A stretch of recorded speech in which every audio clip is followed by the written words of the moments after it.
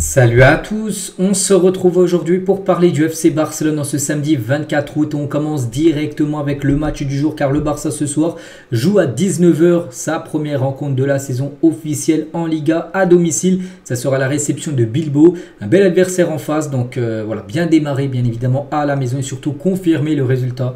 La semaine dernière, la victoire de 1 du côté de Valence. Donc ça fait les unes bien évidemment des journaux catalans. Une journal sport, donc contre Nico et sans Olmo. On parlera tout à l'heure si Daniel Olmo sera là ou non pour cette rencontre. Et l'autre une, ça parle du défi contre Nico. Voilà, Nico Williams, on sait que c'est un joueur qui a beaucoup été annoncé du côté du Barça. Du coup, il est resté, on pense qu'il va rester à Bilbao. Donc voilà, ce sera un joueur qui sera surveillé. On verra s'il y aura des applaudissements, s'il y aura des sifflets par rapport à sa non-arrivée au club. On verra tout ça, coup d'envoi 19 h.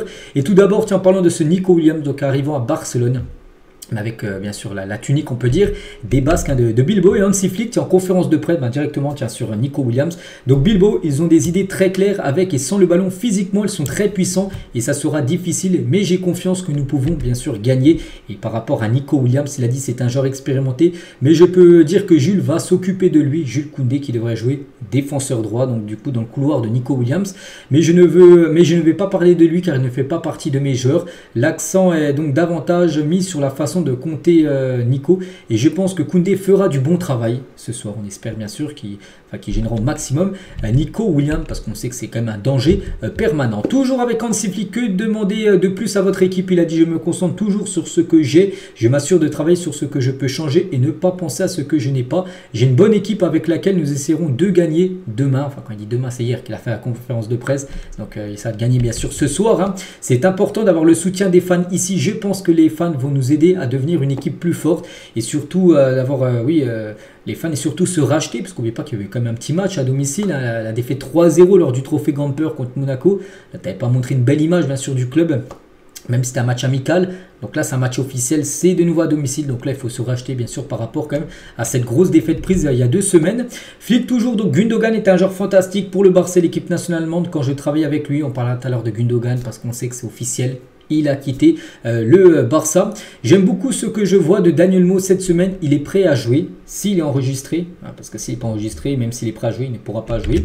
Hansi Flick toujours d'un point de vue physique. Un Casado peut être comparé à Joshua Kimmich, qu'il avait côtoyé au Bayern. Il dit en gros c'est un peu le même style de jeu, mais beaucoup plus jeune bien sûr, Marc Casado. L'enregistrement d'Olmo, ce n'est pas mon travail. C'est plutôt à Deco de gérer tout ça. Pour l'instant, voilà, quand je fais la vidéo là, il est 11 h du matin exactement, samedi. Donc pour l'instant, j'ai pas vu d'infos où il est enregistré. Le match est tout à l'heure à 19 h. Pour l'instant, pas d'enregistrement. Pour l'instant, on ne sait pas. Il peut être enregistré bien sûr encore à tout moment. J'ai regardé beaucoup de matchs de l'équipe réserve et ce que j'ai vu était très bon. J'ai parlé à Christensen, il y a quelques problèmes. Il s'est entraîné seul aujourd'hui, donc c'était hier. Il s'est entraîné, en plus je vais le montrer. Il a fait un entraînement plutôt au gymnase.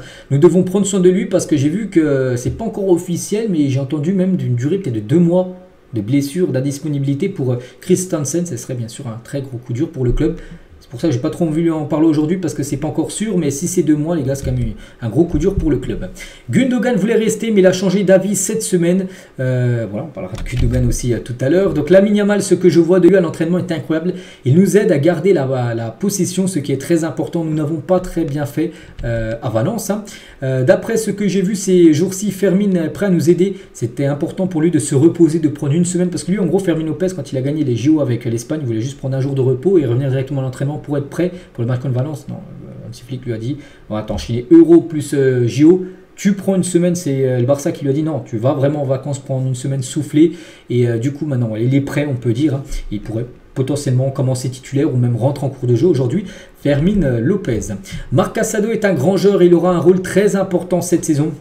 L'ancien capitaine de l'équipe B qui a déjà joué quelques fois quand même en cette pré-saison et lors du premier match. Donc il aura un rôle important bien sûr. Et signé un ailier gauche, il a dit comme je le dis toujours, j'essaie de me concentrer sur les joueurs que j'ai. Nous verrons ce qui se passera la semaine prochaine parce que dimanche prochain, là dans 8 jours, fini, dimanche prochain à minuit. Fermeture du mercato le 1er septembre à minuit. Donc du coup, voilà, une photo de Chiesa parce qu'on sait Chiesa.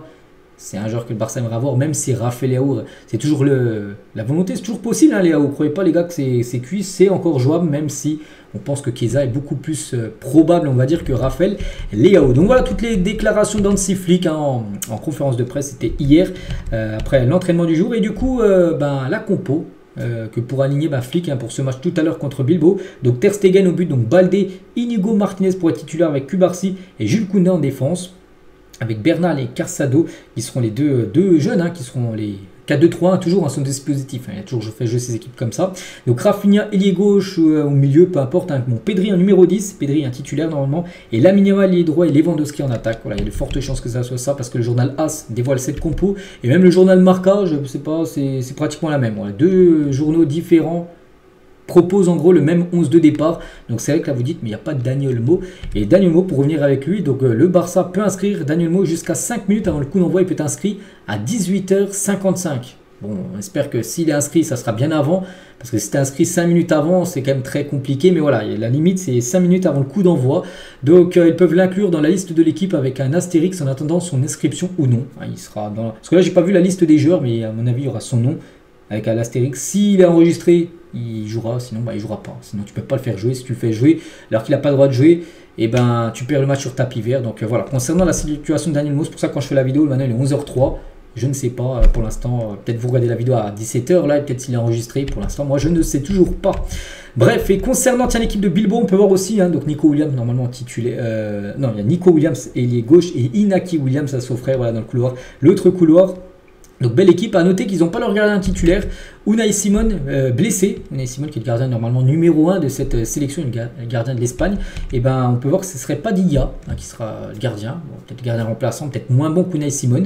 Voilà, donc maintenant au Barça de tenter des frappes pour tester ce gardien. Et l'arbitre, c'est Gil Manzano qui est l'arbitre du match. N'oubliez pas que c'est l'arbitre qui a donné le plus de cartons rouges au Barça en Liga. Voilà, je sais plus combien de rouges il a donné. Il a donné à Messi, il a donné à Neymar, il a donné à Luis Suarez, il a même donné un Piqué lors de son dernier match qu'il avait pu jouer du côté du club du Barça. Donc voilà tout ce qu'il y a à dire sur le match de ce soir. Donc là on a fait l'avant-match, donc maintenant plus rien à dire. Maintenant il faut que le match se joue pour reparler, on va dire, de cette rencontre. On continue, on va parler cette fois-ci d'un départ officiel. Donc ça s'est fait comme en l'espace de 4-5 jours, première rumeur, et ça y est, on peut dire que c'est fini. Donc c'est Gundogan qui annonce son départ du FC Barcelone. Donc voilà, chers supporters, après seulement un an, il est déjà temps de vous dire au revoir. Je suis venu ici pour relever un nouveau défi passionnant et j'étais prêt à le relever. J'ai tout donné pour me battre et l'équipe et le club est de la meilleure façon possible dans une saison difficile et j'avais hâte d'aider mes coéquipiers dans cette nouvelle saison, on peut dire. Maintenant, je pars dans une situation difficile, mais si mon départ peut aider financièrement le club, parce que c'était comme un gros salaire, cela me rend un peu moins triste. Néanmoins, ça a été un moment avec des expériences incroyables et des hauts et des bas. J'ai toujours voulu jouer au Barça et je suis très reconnaissant pour un souvenir et une expérience dont je me souviendrai toute ma vie. Je vous souhaite le meilleur pour la saison et pour l'avenir. Les fans méritent de ramener ce grand club au meilleur du monde. Visca El Barça. Donc il a mis ce long message sur son compte X, sur son compte Instagram, sur tous ses réseaux sociaux pour annoncer son départ et dans la foulée, 5-10 minutes après, il a annoncé son arrivée du côté de Manchester City. On savait qu'il retourne à City. Donc voilà, c'est fini. Donc on peut dire merci parce que déjà ça a été un énorme joueur. Oui, bon, c'est beaucoup de regrets bien sûr de perdre Gundogan. Après voilà, c'est le joueur qui a décidé. Il a changé d'avis. La semaine dernière, une réunion avec Hansi Flick. Peut-être que Flick lui a dit peut-être qu'il allait moins jouer. Et du coup, le joueur il s'est dit si je joue moi, je vais partir. C'est peut-être ça, on ne sait pas vraiment. Mais voilà, on va remercier. Là, j'ai quand même plus de 50 matchs ces saisons dernières. C'est énorme. Si on cumule l'Allemagne et avec bien sûr Barça, il a été très rarement blessé. Il a répondu quasiment à tous les matchs. Quelques matchs où il était passé à travers, mais voilà, ça arrive. Mais sinon, la plupart des matchs très corrects. Donc, dommage que ça a duré seulement un an. Donc voilà, bonne continuation à Gundogan. On va parler de Victor Roque. Bon, lui, quasiment aussi sur le départ. Donc, Victor Roque a supprimé le Barça de sa bio et de sa photo de profil Instagram. Son départ se précise. Voilà. Bon, il a laissé encore quelques photos du au Barça, mais avant là il y avait un petit arrobas avec le FC Barcelone, c'est fini. Donc ça sent le départ également. Il va partir au Betis Séville. Lui aussi devrait partir, et ça on peut dire c'est une très bonne nouvelle. C'est Clément Lenglet à l'Atlético Madrid. Here we go. Donc là vraiment on se dit incroyable et miracle, oui. Prêt, sec, sans option d'achat. Donc Lenglet à l'Atlético, c'est parti. Il va prolonger son contrat déjà avec le Barça d'un an jusqu'en 2027. On dit mais non c'est pas possible. Il reprolonge, oui il reprolonge parce que c'est dans le contrat. Il prolonge et partira en prêt sec, pas d'option d'achat. L'Atlético prendra en charge l'essentiel du salaire, pas tout, mais peut-être, je sais pas, 80-70%, bon, c'est toujours mieux. Voilà, payer seulement 20% du salaire de Clément Lenglet que de payer 100% de son salaire et qu'il reste au club alors qu'il ne va pas jouer. Donc voilà, il va partir du côté de l'Atlético. Enfin, on peut dire, enfin c'est un prêt, hein. Le Barça n'est pas encore, pas encore fini, on va dire, avec Clément Lenglet. Le Barça veut faire revenir João Cancelo en prêt. Le joueur est proche de l'Arabie Saoudite, mais priorise le Barça. Il ne sait pas encore si, parce qu'il est encore jeune, s'il va déjà partir dans une ligue mineure ou rester encore dans un top championnat. Il hésite, donc de toute façon, si ça se fait, ça se fera avant dimanche prochain, là dans 8 jours, parce que c'est la fermeture bientôt du mercato. Concernant Chiesa, le Barça a demandé à Chiesa de baisser son salaire pour venir au club. Le club doit cependant tout d'abord vendre Mika Faye, hein, qui est pressenti là dans le week-end, va signer à Rennes. Et après, ils pourront, bien sûr, avec l'argent récupéré, normalement 12 millions d'euros récupérés, investir bien sûr sur Federico Chiesa, qui doit être investi aux alentours des 10 millions d'euros.